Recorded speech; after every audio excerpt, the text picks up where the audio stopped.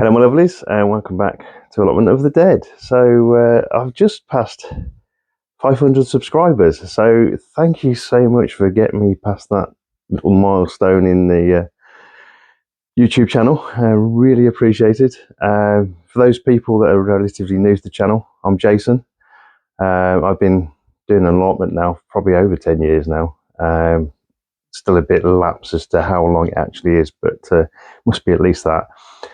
And every year I like to grow lots of poisonous plants, lots of chilies, and lots of other strange, weird and wonderful things that a lot of other people don't grow. But the reason for the Allotment of the Dead is more for the fact that I grow a lot of these nice poisonous flowers, and potentially everything on there could kill you. So this video as well is just going to show you kind of what the new setup is now for my chilies. I had a bit of a look at some of the things that I've got in the loft that previously I'd had for my fish tanks and things, and I thought I'd repurpose the lighting units that I had on those. So as you can see probably from the picture, I'll put a picture in the corner. I lay them all out on the bed while I resorted this shelving unit to fit everything back on again. I've got a hell of a lot of chilies here, so I'm going to have to probably at some point put them on again. But let's show you what the setup is like now. Okay, so ignore the little cat on the floor, bless him. Right, so I decided in the end to do a lot of these chilies, but as you can see, they're so green now. I think the lighting has done really well for these. That expansive, nice little seedlings.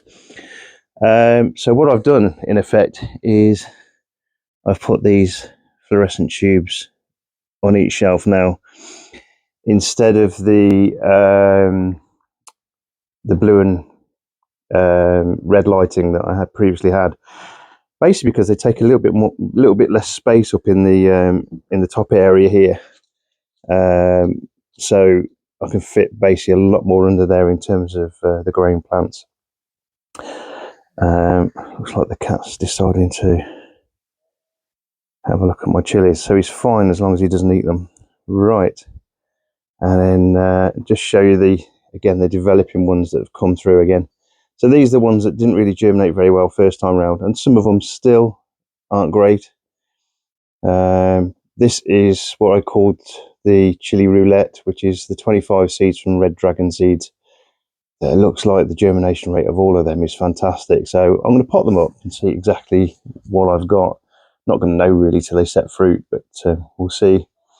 And the chili that everybody else seems to be having trouble with this year is this Sugar Stripey. So this is the one from New Seed, literally one seed. These are the ones that I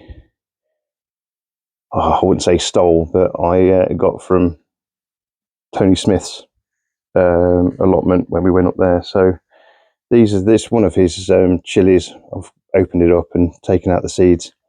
Again, they're doing really, really well. And my red flame as well, which is coming through, which that's nice. So I'll pot the rest of these up, I think, and then we'll make a start on the Rockwool aubergines, which are all nicely coming up now.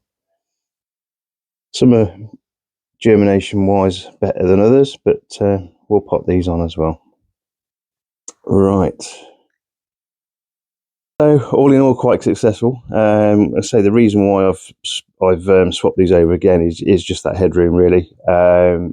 Fish tank lights and tubes are designed for plant growth as well. When you put them in your aquarium, it brings out the colour of the fish, but it also brings out the growth of any natural plants you've had. And I've had natural plants in pretty much every single one of my tanks, and they've always done really well. So transferring these over, I didn't really need any extra lights for these. So it's hopefully going to be just exactly the same as having those other lights there. So we'll see how it goes. The other thing I've set up, I'll show you these, is these nice little fans. So let's see if I can turn them on. Hang on, there we go. So you don't need to have them on too strong. You just want a nice gentle breeze across the chilies. Reason being, it's the same as if these were outdoors.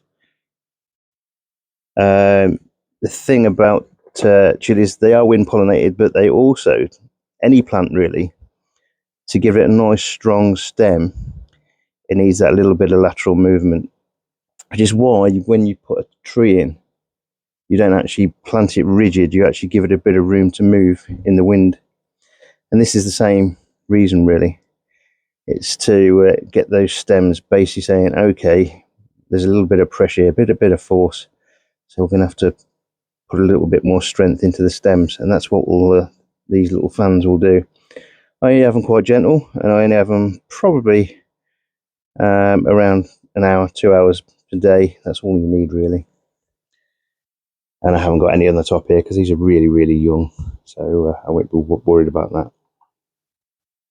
Okay, so yeah, just a little update on the new setup. I don't mean to change the setup every 5 minutes, but I've got stuff hanging around the house. I thought I'll use them better than what I currently have. So that's kind of where I am now. So that's a short one for today. So all the best, guys. Take care. Bye-bye.